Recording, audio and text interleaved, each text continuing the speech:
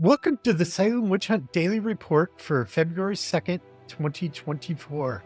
I'm Josh Hutchinson, aka at Salem Witch Hunt. On February 2nd, 1693, as the Salem Witch Hunt was winding down, a young man named Timothy Swan passed away, supposedly killed by witchcraft. For a figure who's not so well known, Swan sure did have a knack for appearing in court record after court record, his name turning up in records of the Salem Witch Hunt at least 36 times. There he's portrayed as being afflicted by numerous people. In fact, at least 18 people, including Mary Bradbury, Rebecca Eames, Martha Carrier, Richard Carrier, Ian Foster, Mary Lacey Sr., Mary Lacey Jr., Mary Green, Hannah Bromage, Mary Toothaker, Mary Bridges Sr., Mary Post, Elizabeth Johnson Jr., Daniel Ames, Abigail Faulkner, Mercy Wardwell, Mary Parker, and Henry Salter. Back on July 16, 1692, Anne Foster had confessed that, quote, she tied a knot in a rage and threw it into the fire to hurt Timothy Swan. From there, the accusation snowballed until at least 18 people had been accused of bewitching Swan. 7 people had been tried specifically for bewitching Swan, and 3 of those had been convicted of doing things like wringing their hands while thinking of Swan and running iron spindles through his knee.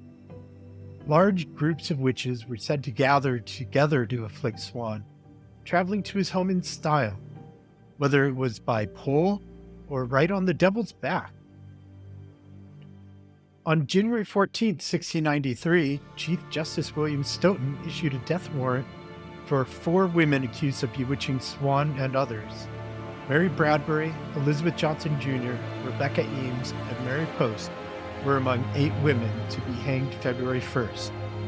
However, fortunately for them, Governor William Phipps voided the death warrant the day before the scheduled execution, January 31st, 1693.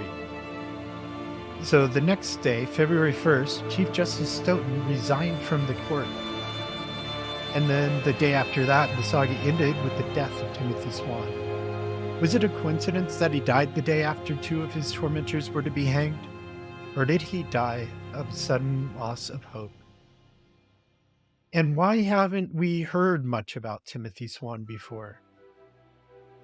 I suppose it's because of his unsavory character and criminal background, as he was tried for the alleged rape of Elizabeth Emerson in 1686. Timothy was acquitted of that charge, but he was found to be the father of Elizabeth's child and ordered to pay child support, which he rarely did. In 1691, Elizabeth was convicted of killing her newborn twins.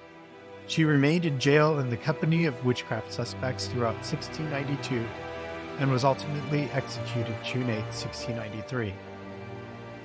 Her sister, Hannah Emerson Dustin, is also famous for killing, even earning herself a statue in Haverhill for killing 10 Native Americans in their sleep after she'd been captured. Several of Elizabeth's kin were accused of afflicting Timothy Swan. Also, here's a fun fact. I'm kin to about half of the people who were accused of bewitching Swan. Well, that's it for today. Tune in tomorrow to find out what happened on February 3rd.